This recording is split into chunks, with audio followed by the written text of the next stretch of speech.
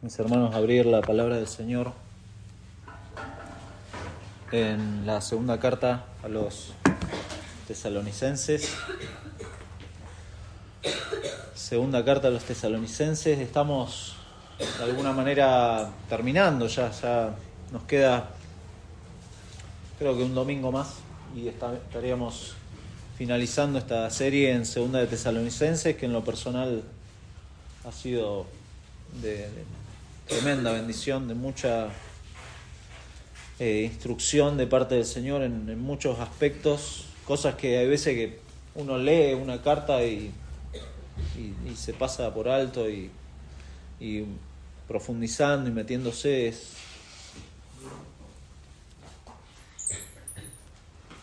precioso, realmente.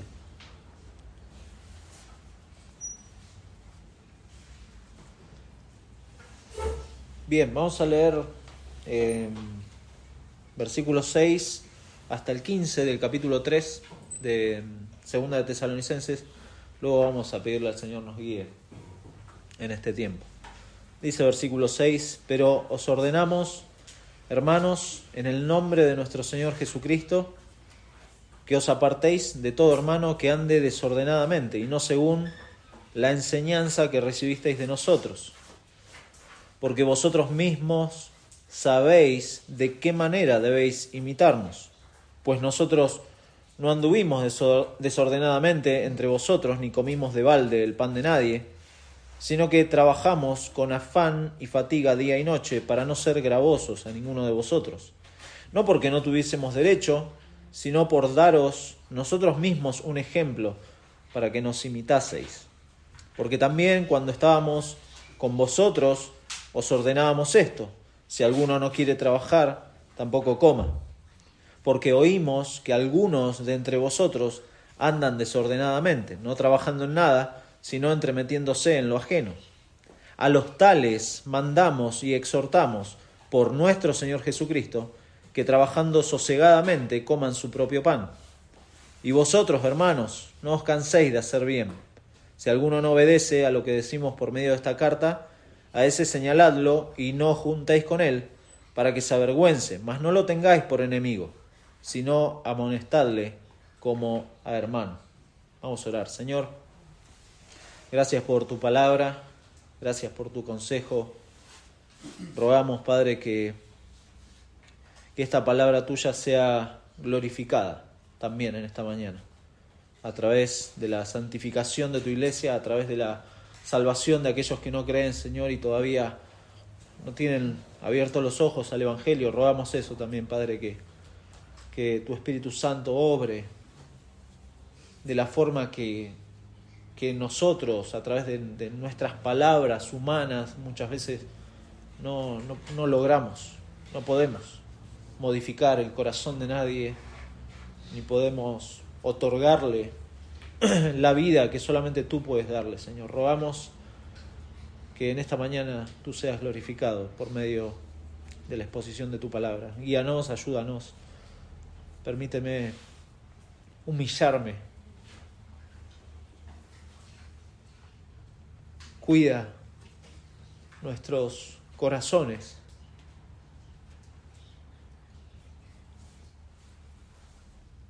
En esta mañana. Te lo pedimos en el nombre de Jesús. Amén. Amén. Bueno, una de las cosas que más evidencia nuestro orgullo y nuestro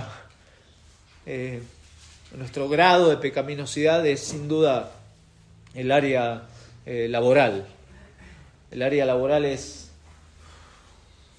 tremendo, es un área en donde ahí se ve realmente nuestro corazón. A veces desde adentro nos salta automáticamente esa concepción equivocada que tenemos de compararnos, ¿no? Y lo pensaba mientras iba estudiando el pasaje, pensaba que incluso desde pequeños, desde niños nos comparamos.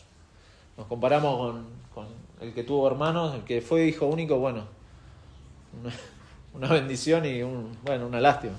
Pero el que tuvo hermanos sabe el tema este de compararse enseguida, de decir, no, pero mirá lo que hizo. Yo tenía 2 hermanos, los 3 varones, imagínense. Mirá lo que hizo, mirá aquel, no, porque... Y enseguida nos comparamos.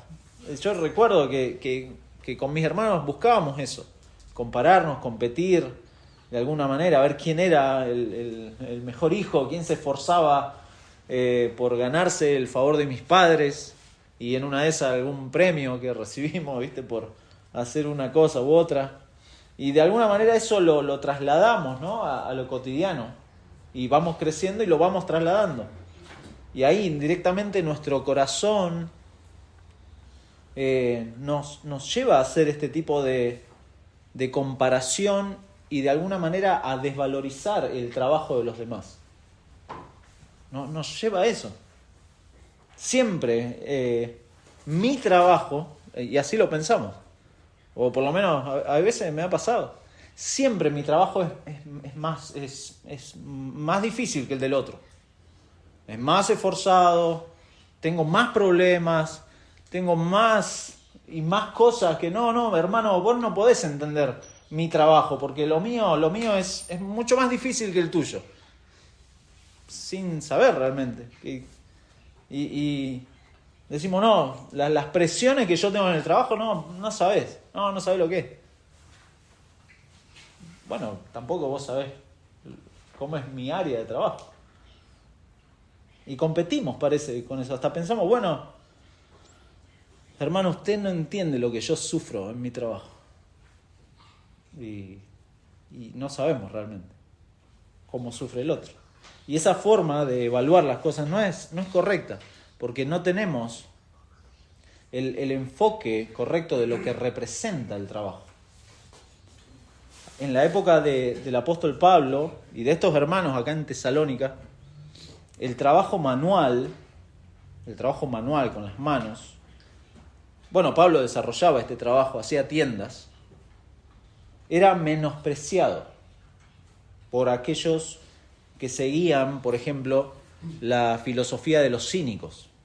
Los cínicos, que estaban en boga en esta época, era una escuela de filosofía que rechazaba todo lo que el mundo ofrecía. Vivían como indigentes, pidiendo limosnas. Tenían lo necesario para vivir, y hasta ahí uno podría decir, bueno, bien, los cínicos, bueno, está bueno, la escuela de los cínicos. Pero esta gente usaba palabras ofensivas en contra de lo que era el mundo. Hablaban en voz alta, se jactaban de su aparente pobreza. Y es posible que algunos de los hermanos acá en Tesalónica arrastraran o hayan sido influenciados por esta idea o estos argumentos de que los cínicos ofrecían. Esto de vivir en la pobreza, pero criticando al mundo y aprovechándose de los demás.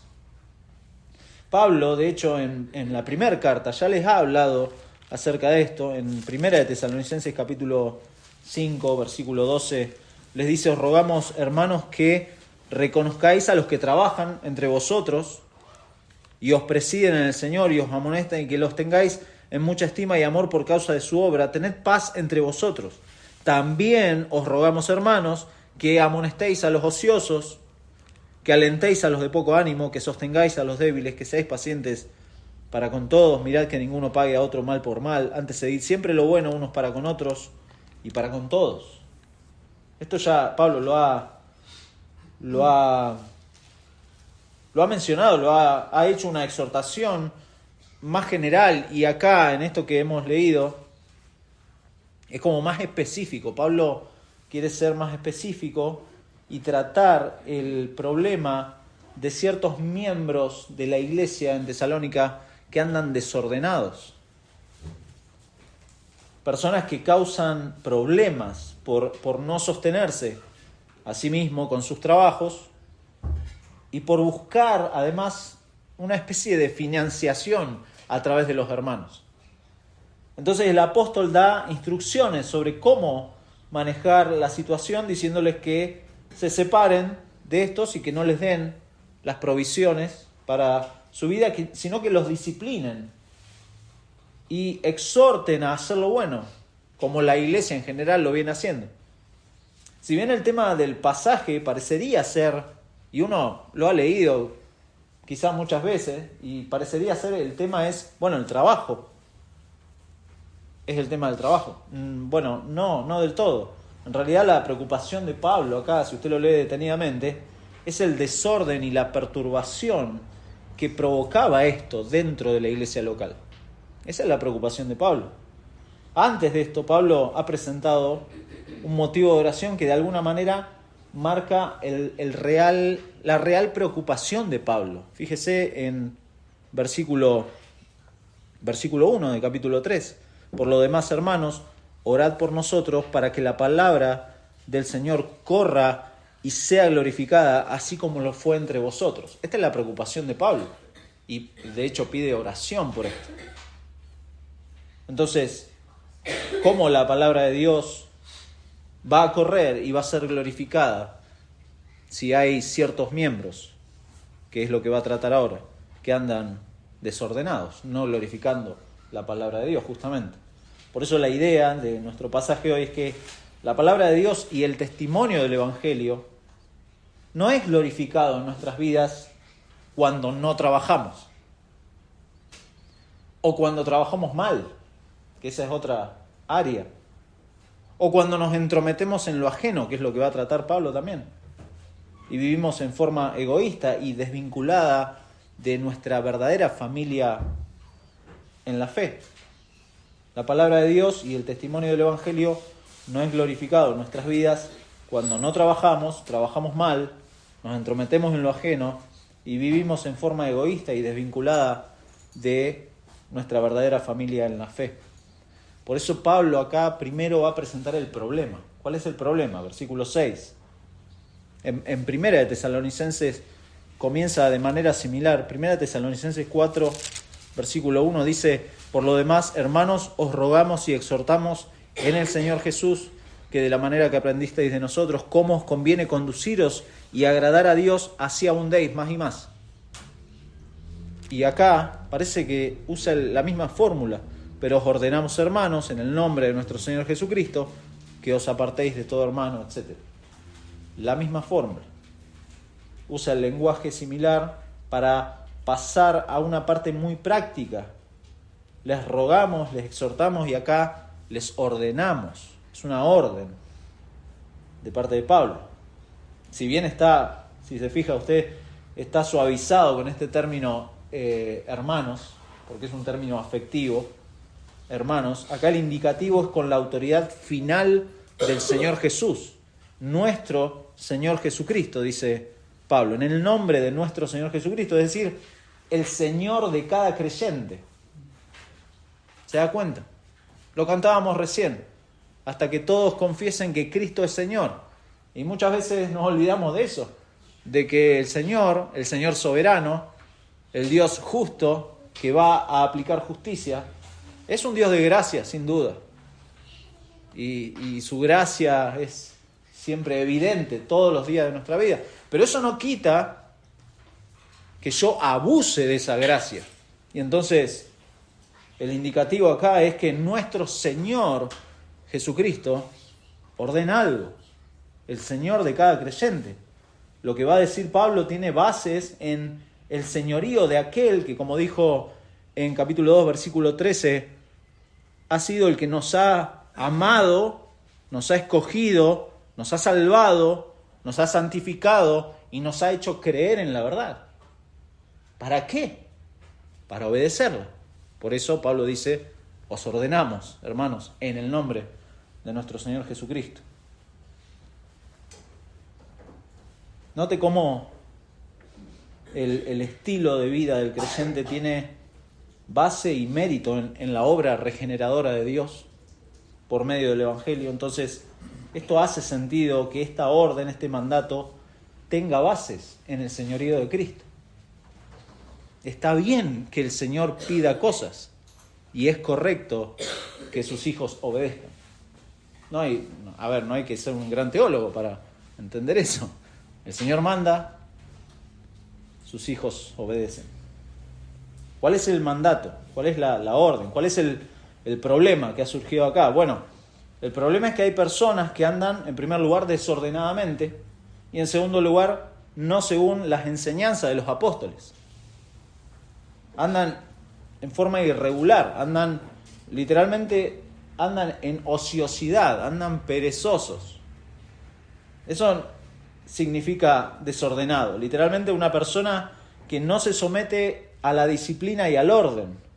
De ahí que esto se conecta, ¿no?, con este no andar según las enseñanzas de los apóstoles. Como el objetivo del mandato es el bienestar de toda la iglesia local y como toda carta es leída en público, las cartas se leían así, en forma pública, la orden está dirigida a los hermanos en general. Y es posible que entre estos hermanos que están escuchando por primera vez la carta, hubiera algunos que andaban así, desordenados. Imagínense, ¿no?, el impacto al corazón de estos hermanos. Si son hermanos en la fe, verdaderos hermanos en la fe, genuinos, sin duda el corazón se le debe haber saltado, porque dijo, el Señor Jesús manda a que no andemos así. Y entonces el indicativo es que os apartéis de todo hermano que ande desordenadamente y no según las enseñanzas que recibiste. Pablo usa acá un lenguaje similar al que va a usar más adelante, pues esta es una de las primeras cartas que se escribieron, pero más adelante Pablo va a escribir una carta preciosa que es la de los romanos, a los romanos, y en capítulo 16, cerrando ya, empieza a hacer saludos finales, y en capítulo 16, bueno, menciona un montón de gente, pero es interesante.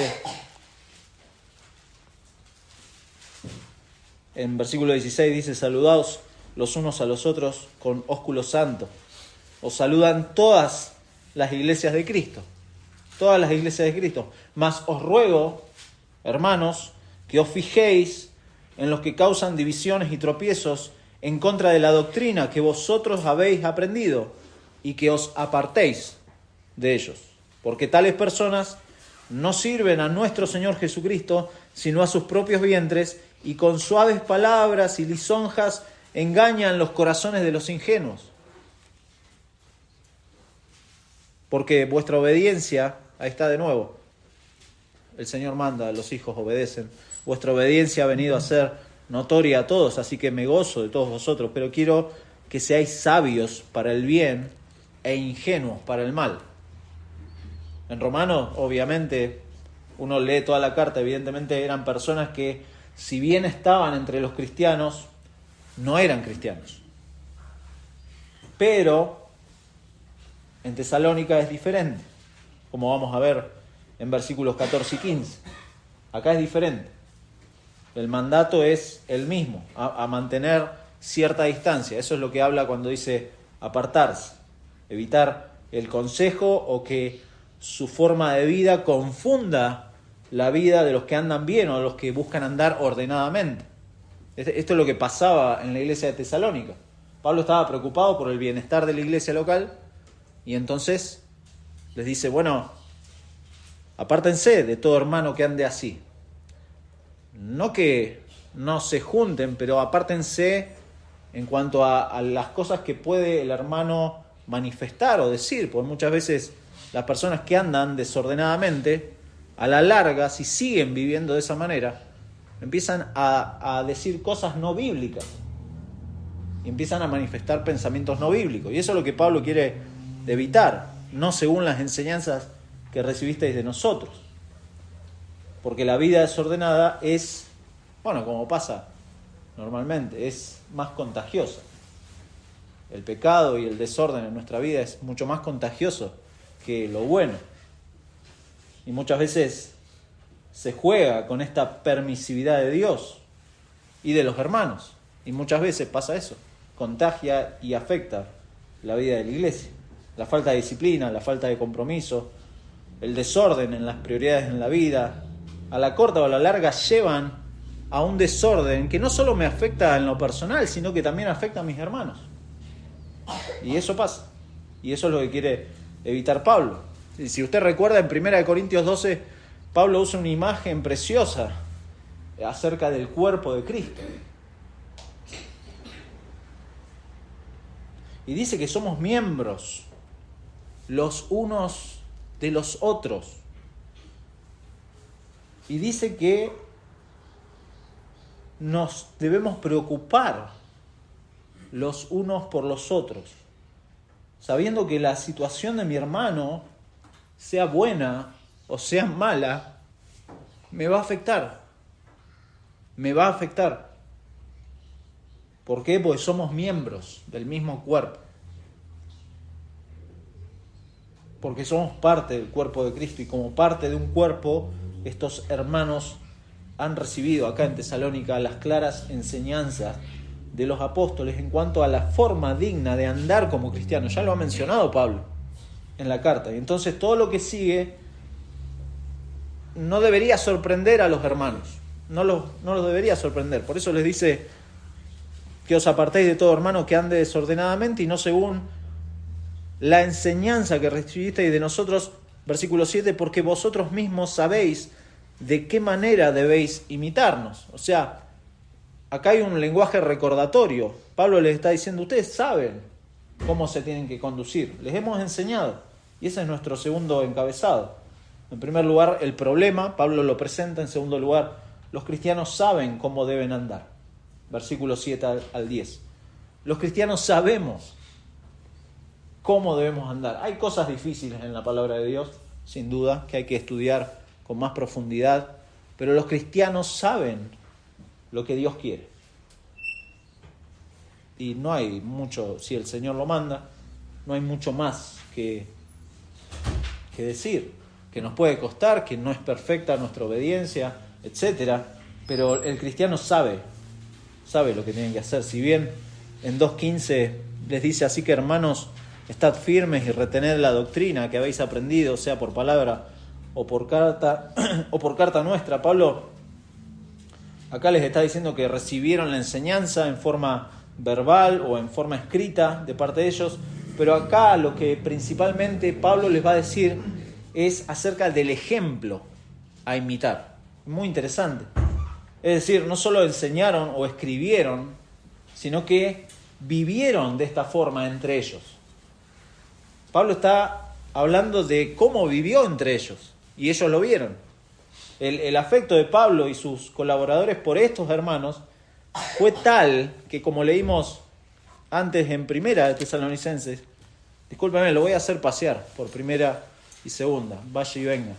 Primera de Tesalonicenses capítulo 2, versículo 9 dice, porque os acordáis, de nuevo, este mensaje recordatorio, os acordáis, hermanos, de nuestro trabajo y fatiga, como trabajando de noche y de día para no ser gravosos a ninguno de vosotros, os predicamos el Evangelio de Dios. Vosotros sois testigos, ustedes lo han visto, sois testigos, y Dios también, de cuán santa, justa e irreprensiblemente nos comportamos con vosotros los creyentes.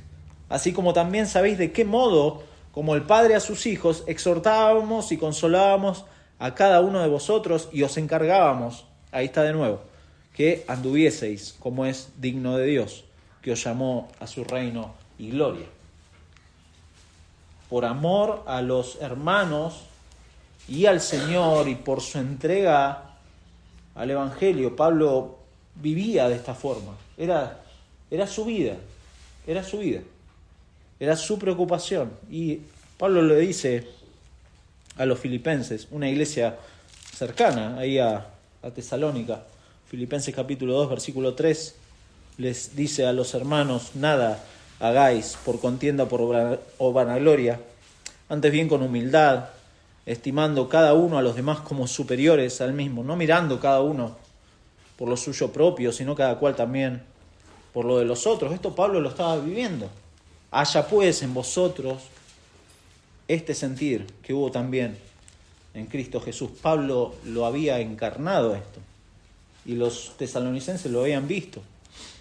De hecho, Pablo buscaba glorificar a Dios en todo lo que hacía, era imperfecto y Pablo lo sabía, y Pablo lo dice en Romanos 7, 8, que no era perfecto su obediencia, pero buscaba glorificar, y esto le dice a la iglesia de los Corintios, que es la iglesia desde donde escribe Primera y Segunda de Tesalonicenses. Primera de Corintios capítulo 10, versículo 31, un versículo conocido: si pues coméis o bebéis o hacéis otra cosa, incluya su trabajo, si comen, beben, trabajan, lo que hagan, háganlo todo para la gloria de Dios, no seáis tropiezos ni a judíos, ni a gentiles, ni a la iglesia de Dios. Estos que andaban desordenados estaban siendo de tropiezo para la iglesia, ¿se da cuenta? Como también yo en todas las cosas agrado a todos, no procurando mi propio beneficio, sino el de muchos, para que sean salvos. Y acá tira algo como: sed imitadores de mí, así como yo de Cristo. Esto es lo que procuraba Pablo, imitar a Cristo en su vida. Y después le dice: os alabo, hermanos, porque en todo os acordáis de mí y retenéis las instrucciones tal como os las entregué, por amor al Señor, por amor a sus hermanos, por su entrega al Evangelio, este afán por imitar a Cristo y transmitir con fidelidad la palabra con el ejemplo, no solamente en palabras. Esto daba sentido a todo lo que Pablo hacía. Ordenaba su vida en función del ejemplo supremo de Cristo. Haya pues en vosotros este sentir, esta actitud, es literalmente la palabra, esta actitud que hubo en Cristo. Y esto hacía Pablo, ordenaba su vida así. De esa manera, también el pueblo de Dios, la iglesia, tiene una conducta correcta en cuanto a su trabajo o a la forma en que se gana el sustento. Y eso es lo que va a tratar. Fue como una introducción esto, así que no se preocupe. Tenemos dos cosas claras. Vamos a ir un poco más rápido. Dos cosas claras. En primer lugar, no anduvimos desordenadamente, les dice, y no comimos, versículo 8, no comimos de balde el pan de nadie. Es decir, gratuitamente, sin costo. Eso quiere decir de balde, pues parece una palabra que no usamos. La razón de todo eso lo va a explicar al final del versículo 8, sino que trabajamos con afán y fatiga día y noche para no ser gravosos a ninguno de vosotros. Para no ser gravosos. La mayoría de las traducciones colocan gravosos o ser una carga a la iglesia. Y esta elección deliberada de Pablo y de sus colaboradores de trabajar con sus manos no era por necesidad. Es interesante, porque no da la motivación, no es una necesidad, sino con este fin de ser ejemplo y no ser carga. ¿Se da cuenta? Pablo entonces ahí en versículo 9 dice: no porque no tuviésemos derecho, sino para daros nosotros mismos un ejemplo, para que nos imitaseis. Esa es la motivación de Pablo.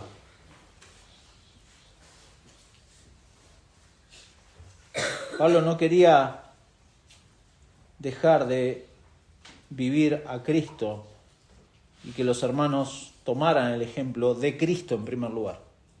De Cristo. Posiblemente no era en un principio, no sabemos, no lo dice el pasaje, pero hay una decisión de trabajar y de no depender de ninguno de los hermanos en este sentido. Silas, Timoteo y Pablo tenían, y lo dice ahí, tenían el derecho de ser sustentados por su labor de predicación y enseñanza. Eso lo dice.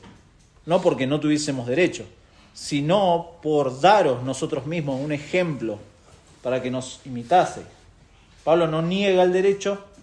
Lo que pasa acá es que elige trabajar para que quienes se negaban a trabajar no justificaran su ocio observando la vida de Pablo. ¿Se da cuenta? No podían decir: no, bueno, yo no laburo porque mirá a Pablo. No podían decir: mirá a Pablo. No. Él quería dar un ejemplo para que imitasen. Y quizá como dijimos, esta elección de trabajar no tuvo ese fin en un principio. y tampoco sabemos los motivos iniciales, pero para este caso presente fue de ejemplo vivo para los tesalonicenses. En eso se cumple que ofrecieron no solo la enseñanza, sino sus vidas como ejemplo. Y no quería que el nombre de Cristo sea deshonrado, como les dice ahí en versículo 1 de capítulo 3. Lo que va a decir en versículo 10 está relacionado, fíjese, a lo anterior, o es una suma con este lenguaje, de nuevo, recordatorio de algo que ya ha enseñado. Porque también cuando estábamos con vosotros, os ordenábamos esto. O sea, de nuevo, les está diciendo, ya está enseñado, ya es algo que cuando estábamos con ustedes les hemos ordenado. Si usted lee detenidamente este versículo, va a notar que el tono es de personas que han tenido este problema desde un principio. No es algo nuevo, no es que los tesalonicenses estaban leyendo esta carta y de repente hay gente que anda desordenada. No, ya venía desde un principio. En la primera carta lo ha mencionado, que había ociosos, y ahora les está diciendo de nuevo que está este problema, que no es algo reciente, no es sorpresa para estos hermanos. El ejemplo de Pablo de trabajar fue evidente, pasaron tiempo viendo el andar de Pablo, pero también la orden la recibieron cuando estaban juntos, o sea que ha pasado tiempo y todavía esto se estaba dando. Entonces algo andaba bien desde el principio, y de hecho había hermanos, como vimos en el versículo 6, que ya andaban así. Y dice, si alguno no quiere trabajar, tampoco coma. Si alguno no quiere si alguno no está dispuesto a trabajar.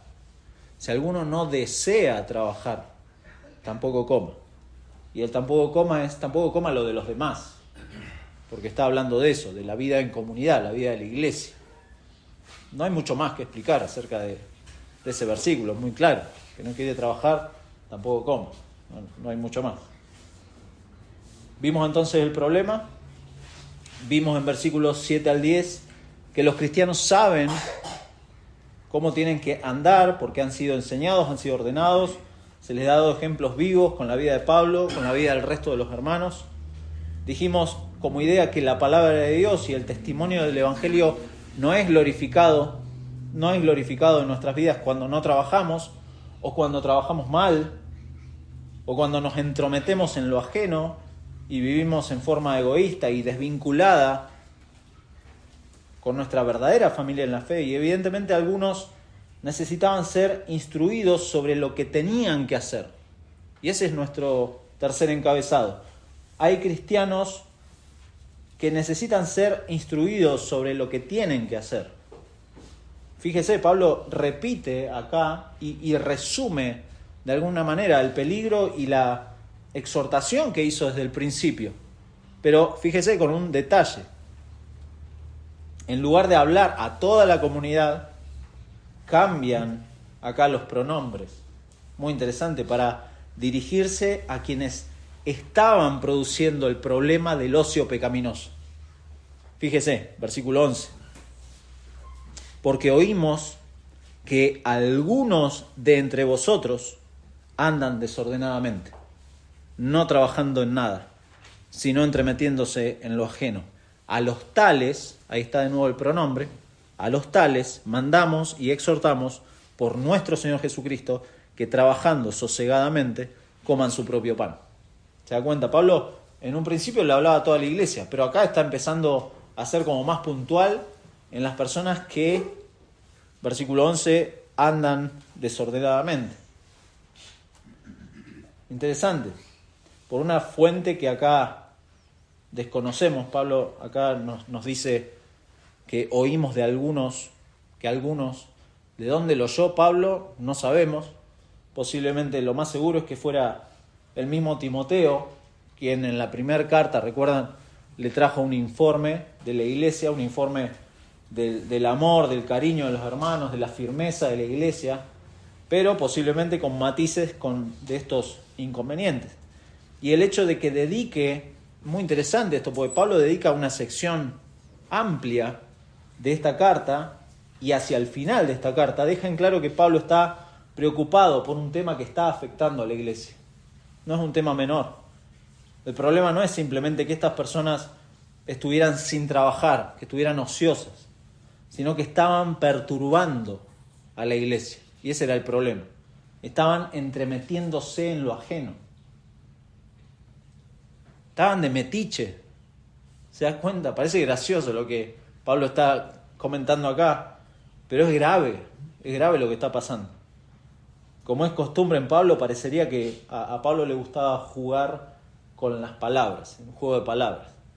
Y es muy interesante en el original porque cuando dice entremetiéndose en lo ajeno, dice no trabajando en nada, la Reina Valera, sino entremetiéndose en lo ajeno, sonaría algo como sin trabajar, pero trabajando en meterse en lo de los otros. O sea, estaban sin trabajo, ociosos, un ocio pecaminoso, pero trabajando para meterse en lo ajeno. O sea, se ocupaban en eso. No solamente no estaban haciendo nada, sino que se ocupaban en meterse en lo de los otros. Esto llamaría la atención a los hermanos que escuchaban, porque principalmente en esto estaban en falta. No solamente en que no estaban haciendo nada, sino que estaban ocupando su tiempo y su esfuerzo en entremeterse pecaminosamente en la vida de los demás. Y ahora vamos a explicar por qué hago ese énfasis en pecaminosamente. Trabajar acá, si bien habla del sustento, claramente habla del sustento, también habla del ejercicio de uno haciendo algo mental o físico para un propósito o necesidad. Es decir, en un léxico usted busca esta palabra, trabajar, y habla también de colaborar, de servir, incluso de ministrar. Muy interesante. Lo dijimos al principio, nuestro orgullo y nuestra pecaminosidad nos lleva a pensar acerca del trabajo, que el trabajo es lo que yo hago. Lo que hace el otro, y bueno, sí, también tiene trabajo, pero lo que yo hago realmente es trabajo. Lo del otro no sabe lo que es mi trabajo, porque yo hago trabajo. Y así menospreciamos lo que otros hacen, le quitamos valor, eso es menospreciar, sacarle valor. Entonces Pablo se dirige de nuevo a estos que andan desordenados, versículo 12, a los tales mandamos y exhortamos por nuestro Señor Jesucristo que trabajando sosegadamente coman su propio pan, es decir, el sustento. Como al principio del versículo 6 lo leímos, acá de nuevo se da esta base de autoridad sobre el cual se da el mandato por nuestro Señor Jesucristo, de nuevo. Y la exhortación es a que trabajen en forma sosegada, forma tranquila, libre de perturbaciones entre ellos, en la iglesia, en la comunidad de la iglesia, y así reciban el sustento. El fin acá no es la tranquilidad o el sosiego personal. Y esto es interesante, porque claro, uno, ok, buenísimo, voy a trabajar tranquilo, voy a mi oficina y acomodo mi cafecito y trabajo tranquilo, sosegadamente, y así gano. No está hablando de eso, sino que está hablando de no ser perturbadores de la iglesia local. Pablo está preocupado por eso, por el bienestar de la iglesia local. Se dirige a aquellos que libremente han decidido no trabajar. No quieren trabajar porque, y es válido aclararlo, porque posiblemente hubiera hermanos que no pudieran trabajar. ¿Se da cuenta la diferencia? Muchas veces, y nos puede pasar como iglesia local, que haya hermanos que no pueden realmente trabajar. Y Pablo en otras cartas manda, la iglesia se tiene que ocupar de esas personas. Pero acá hay personas que han decidido no trabajar. No quieren, no tienen ningún deseo de trabajar. En pocas palabras, lo que está diciendo Pablo es: empiecen a ordenar sus vidas. Eso es lo que les está diciendo. Dejen de andar de metiches o abusando de la generosidad de los hermanos. Trabajen por amor a sus hermanos y reciban el sustento en paz. Recordemos que al principio el indicativo sobre esto está claro: apartarse de este tipo de actitudes, corregirlas. porque evidentemente esto podía ser un peligro para la iglesia. Esto podía incluso desanimar, podía confundir, incluso podía hacer caer a otros hermanos en actitudes similares. Por eso el último encabezado nuestro es la disciplina en estos casos, versículos 14 y 15. Pablo da eso, la disciplina en estos casos. Miremos y veamos el versículo 13 en primer lugar. Y vosotros, hermanos, no os canséis de hacer el bien. No os canséis de hacer el bien. Vuelve a este pronombre y a este término familiar, hermanos, y habla a toda la iglesia, de modo que al decir esto, está animando a todos, incluidos a los desordenados, a hacer el bien. A todos los anima esto. No se cansen. Y cuando le dice no os canséis, está diciendo no pierdan el ánimo, no se desalienten por la actitud de estos hermanos. Porque, como dijimos al principio, la pecaminosidad, el orgullo de uno es contagioso. Y muchas veces podemos arrastrar a otros hermanos en nuestras actitudes.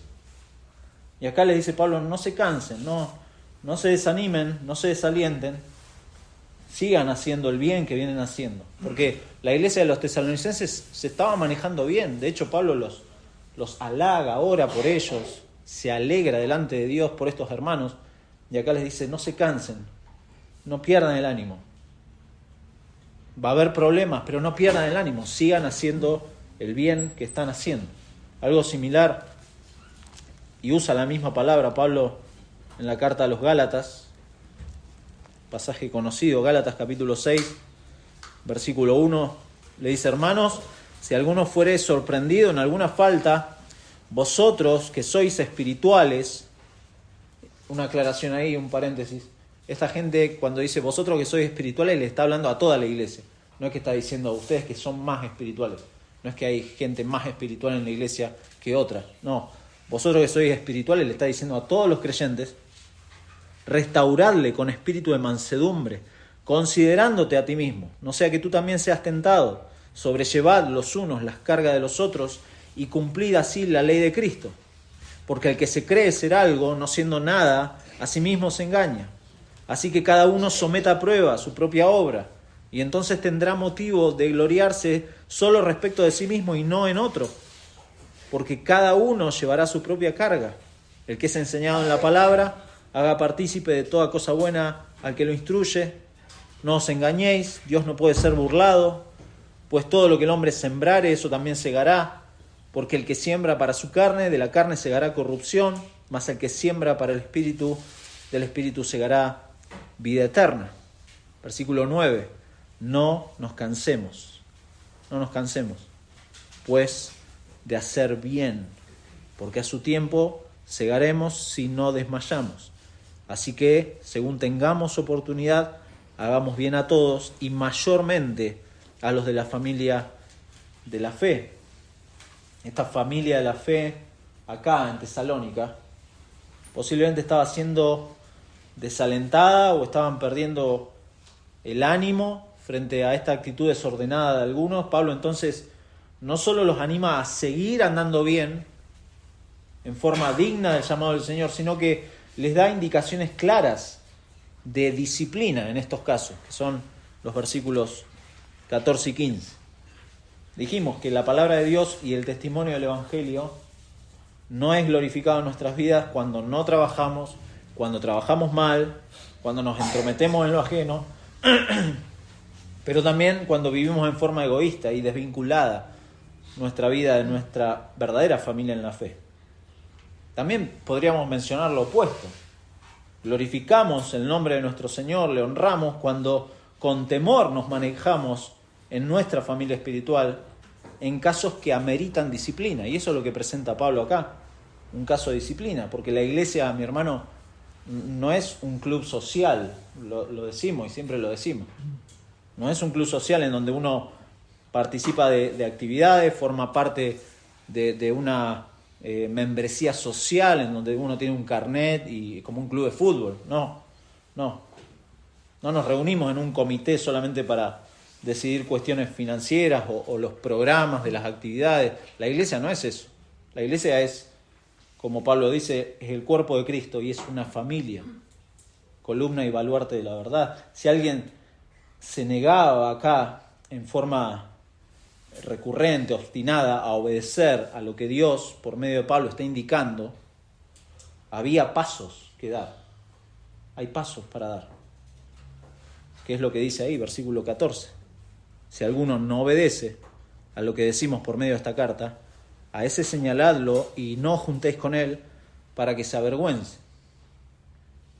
Bueno, este versículo 14, yo me quedé pensando, versículo 14, bueno, no tiene como mucho sentido para la iglesia en Occidente.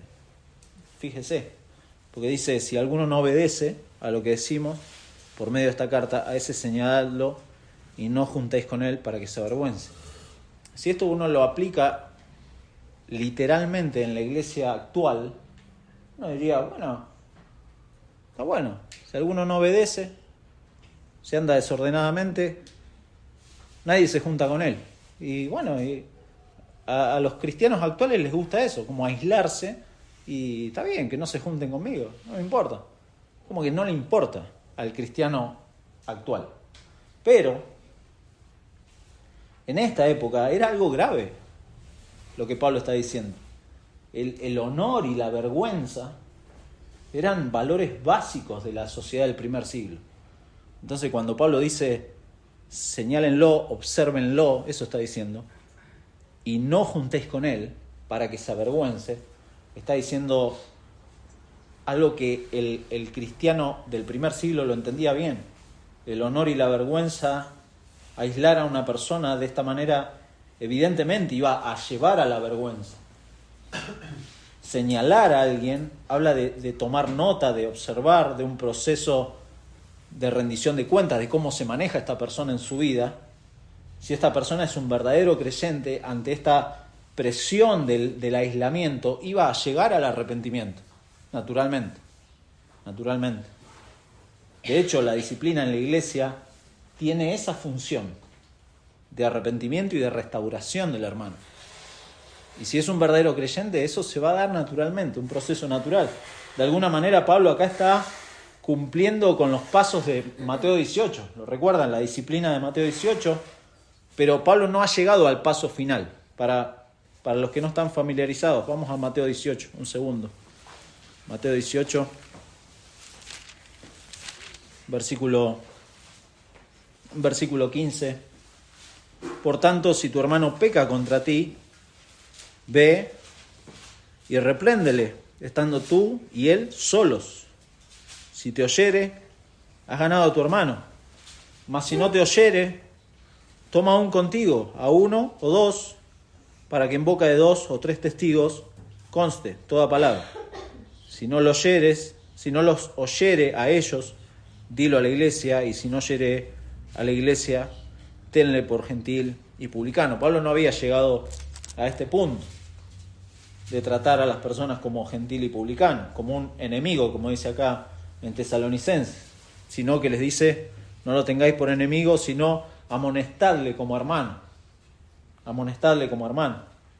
La frase o esta conjunción, mas no lo tengáis, es algo que une lo anterior y se podría leer, sin embargo, al mismo tiempo, no lo tengan por enemigo, es un hermano. Es en este proceso, este debe ser el trato correcto en este proceso. Obviamente, en ese mismo proceso se va a ver si la persona es reincidente en esto de no trabajar, de entremeterse en lo ajeno, de andar desordenadamente, y si hay reincidencia en esto, si se mantiene esta obstinación, si hay una abierta desobediencia a lo que la palabra de Dios dice, lo cual empieza a ser deshonrada la palabra de Dios por esta persona, y como miembro de esta comunidad que se identifica con ella, entonces también la iglesia local empieza a tener un mal testimonio. La preocupación de Pablo, preocupación pastoral de Pablo acá, es normal. Es normal. La gravedad y la urgencia de tratar estas cosas es algo imperativo en la iglesia. De hecho, en versículos 14 y 15 todos los verbos están en imperativo. Porque en definitiva es el testimonio del Evangelio y el nombre de nuestro Señor Jesucristo lo que está en juego. No está en juego la reputación de uno, el nombre, el cartel de la iglesia. No, el nombre de nuestro Señor Jesucristo y el testimonio del Evangelio es lo que está en juego. Vamos concluyendo. Dijimos que la palabra de Dios, de nuevo, y el testimonio del Evangelio no es glorificado en nuestras vidas cuando no trabajamos. Y acá una aclaración: el empleo remunerado no necesariamente es trabajo. No necesariamente es trabajo, aunque se lo define así. Todo esfuerzo por el bien de otros es realmente un trabajo. Todo esfuerzo que uno haga por el bien de otros, eso realmente es un trabajo. Por ejemplo, la labor de las madres en casa, con el fin de ser ayuda idónea, es un desgaste enorme de fuerzas que muchas veces los hombres o la sociedad en general no valora. Por eso hoy se promueve otra cosa de parte de nuestra cultura tan progresista, y no se valora que realmente eso es un trabajo, es un esfuerzo. Bueno, de hecho, nuestra cultura, nuestra sociedad promueve el no trabajo. Y uno, bueno, acá no vamos a entrar en detalles. Uno en nuestro país puede saber muy bien. Hay un refrán, me encantan los refranes: la ociosidad es madre de todos los vicios. Y usted puede pensar en frases, ¿cómo es? Mente desocupada, oficina del diablo, un montón. Proverbios 22:13 dice el perezoso, palabras del perezoso: el león está afuera, seré muerto en la calle. Ridículo, pero es el pensamiento del perezoso. Pero fíjese, Pedro le escribe a la iglesia, y precioso lo que les dice. Está hablando de la vida que el Señor nos ha dado, de esta nueva vida que el Señor nos ha dado. Y en 2 de Pedro, capítulo 1, dice, versículo 3, como todas las cosas que pertenecen a la vida y a la piedad nos han sido dadas por su divino poder mediante el conocimiento de aquel que nos llamó por su gloria y excelencia. Dios nos ha dado todo, dice Pedro acá, por medio de las cuales nos ha dado preciosas y grandísimas promesas, para que por ellas llegaseis a ser participantes de la naturaleza divina, habiendo huido de la corrupción que hay en el mundo a causa de la concupiscencia. Y escuche, vosotros también, poniendo toda diligencia, esfuerzo, trabajo, a esto mismo añadid a vuestra fe virtud, a la virtud conocimiento, al conocimiento dominio propio, al dominio propio paciencia, a la paciencia piedad, a la piedad afecto fraternal, al afecto fraternal amor. Y escucha, versículo 8, porque si estas cosas están en vosotros y abundan, no os dejarán estar ociosos, ni sin fruto en cuanto al conocimiento de nuestro Señor Jesucristo.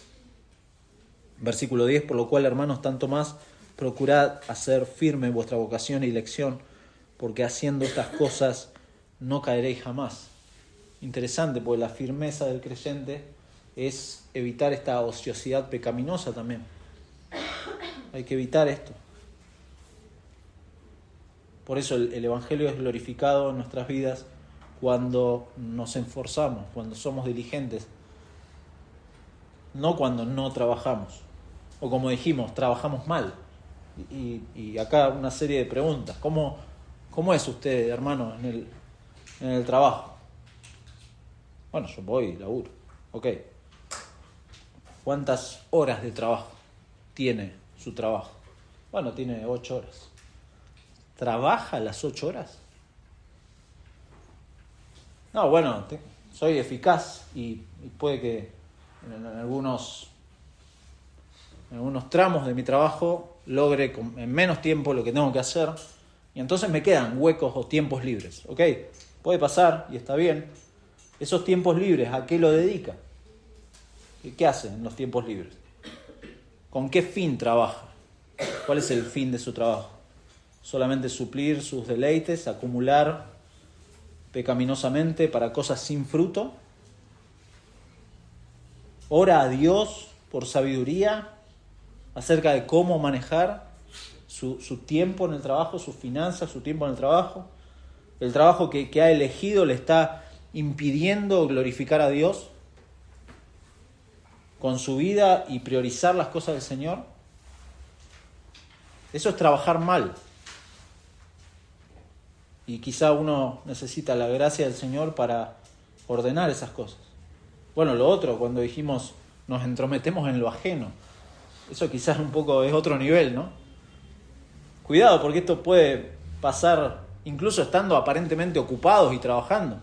No podemos estar trabajando en meternos en lo ajeno.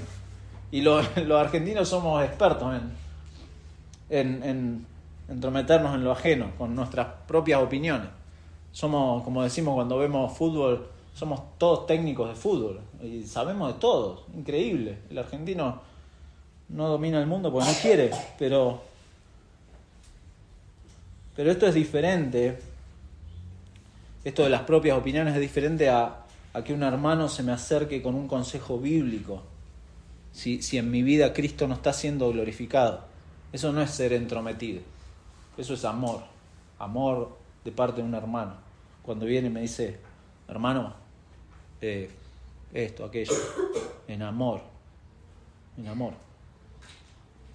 El incrédulo sí se entremete en lo ajeno con fines no sanos y tampoco quiere consejos sanos, no recibe consejos. En cambio, el creyente da consejos bíblicos, se involucra en la vida de sus hermanos por amor al Señor y por el testimonio del Evangelio. Y finalmente dijimos en la idea que vivimos en forma egoísta y desvinculada con nuestra verdadera familia en la fe. Por eso muchas veces hay áreas de nuestra vida, como el trabajo, las finanzas, que están como desvinculadas en nuestra mente de lo que es la iglesia local o los hermanos. Pero a lo largo del Nuevo Testamento, tanto de parte de nuestro Señor Jesucristo como de los apóstoles, tenemos advertencias de manejarnos con sabiduría en un área como el trabajo y las finanzas que nos pueden no solamente confundir, sino llevarnos o direccionarnos hacia la idolatría, que eso es mucho más grave, que pocas veces reconocemos y que en definitiva esa idolatría nos aísla de nuestros hermanos. Nos lleva a eso, porque en definitiva unos adoran al Señor y otros adoran las cosas de este mundo, en donde está su corazón, y ahí empiezan los problemas. Por eso Pablo está preocupado acá por los tesalonicenses y le dice, hermanos, los que anden desordenadamente, bueno, vayan, exhórtenlos, amonéstenlos en el Señor, en la autoridad del Señor. Pero el Señor ha sido muy, muy claro antes de que Pablo le escribiera a los tesalonicenses en Mateo capítulo 6, pasaje que uno puede recordar.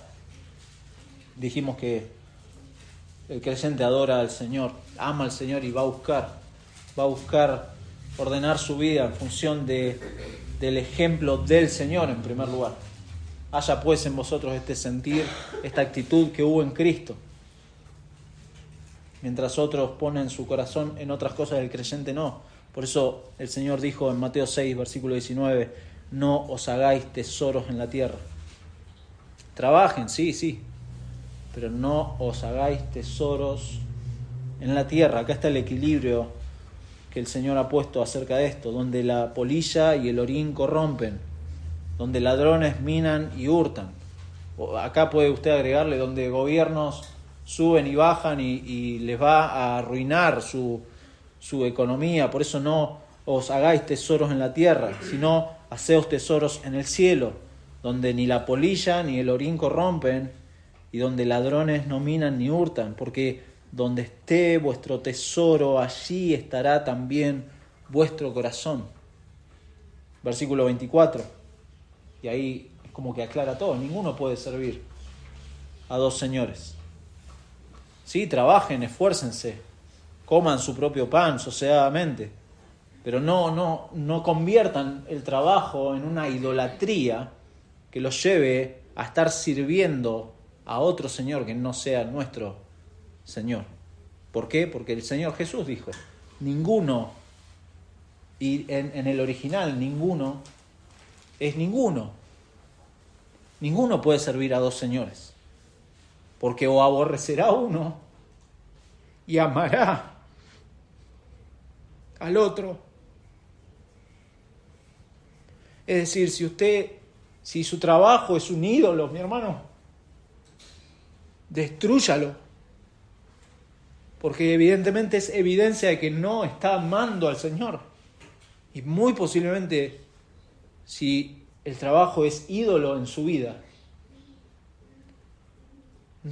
el Señor no sea su Señor. Que eso es lo más. ¿Por qué? Porque no podéis servir a Dios y a las riquezas. No podés. Por tanto, precioso, no os afanéis por vuestra vida, que habéis de comer o que habéis de beber, ni por vuestro cuerpo, que habéis de vestir. ¿No es la vida más que el alimento y el cuerpo más que el vestido? Acá el Señor no está diciendo, bueno, no trabajen. No. Mirad las aves del cielo, que no siembran, ni ciegan, ni recogen en graneros, y vuestro Padre Celestial, ustedes no son aves del cielo. No son aves del cielo, tampoco son lirios del campo. Trabajen, sí, sosegadamente, en paz, pero sepan que el Señor sabe que tienen necesidades de todas las cosas. El Señor conoce a su iglesia y la necesidad de cada uno de sus hijos. Mas buscad primeramente el reino de Dios y su justicia, y todas estas cosas os serán añadidas. Así que no os afanéis por el día de mañana, porque el día de mañana traerá su propio afán. Basta a cada día su propio mal. El Señor bendiga su palabra y nos guíe por sobre todo, como dijimos en la idea, a que con nuestras vidas estemos glorificando su palabra y el Evangelio, y que nos ayude, nos dé su gracia para ordenar aquellas áreas que tenemos que ordenar. Todos los días, lo decía José, mis faltas son muchas, su gracia es mayor, sin duda, pero reconociendo que hay muchas faltas, busquemos con diligencia, porque tenemos su Espíritu Santo y tenemos su gracia y tenemos el poder de Dios para buscar ordenar aquellas cosas que en nuestra vida no estén ordenadas. Posiblemente sea este área en donde Pablo trata el trabajo, posiblemente sea otra, no sabemos, pero sin duda el Señor quiere que su pueblo glorifique su palabra y Cristo sea honrado en nuestras vidas sobre todo. Y vamos a orar. Señor, muchas gracias por tu palabra. Es realmente de ánimo poder leer estas cosas y saber que Pablo, inspirado por tu Espíritu, está preocupado por el bienestar de los hermanos, pero también por sobre todo que el nombre de nuestro Señor Jesucristo sea glorificado. Y Padre, rogamos, nos dé tu gracia para que esa también sea nuestra preocupación, nuestro interés, nuestro foco, el nombre de nuestro Señor Jesucristo siendo glorificado en tus hijos, a fin de que tu palabra corra y también sea glorificada en aquellos que no te conocen, Señor. Por eso, como siempre oramos cada domingo, Padre, prepara los corazones de aquellos que no te conocen para que tu palabra sea glorificada en ellos a través de darles arrepentimiento y fe para creer en la verdad, para creer en tu Hijo, para ver a tu Hijo y ver que en Él, solamente en Él, Padre, van a tener plena satisfacción en esta vida y en la vida venidera. Señor, gracias por tu Evangelio, porque es tu Evangelio el que ha tenido el poder para no solamente salvarnos, no solamente perdonar nuestros pecados, sino también el poder para ordenar nuestra vida, Señor. Y a la espera de la venida de nuestro Señor, Padre, rogamos tu ayuda para ordenar aquellas áreas de nuestra vida que aún estén sin orden. Y rogamos, Señor, tu guía, tu ayuda en eso. Y Padre, que tu palabra sea glorificada en aquellos que no creen. Señor, rogamos y clamamos por ellos, porque sabemos que en esta vida no van a recibir otra cosa que aflicción y perturbación. Pero no solamente en esta vida, Padre, si no te reconocen y te rechazan, en la vida venidera, Señor, van a estar completamente aislados de lo más precioso que puede existir en este universo, y eres tú, Señor. Rogamos, obres en esos corazones también, te lo pedimos, en el nombre de Jesús. Amén.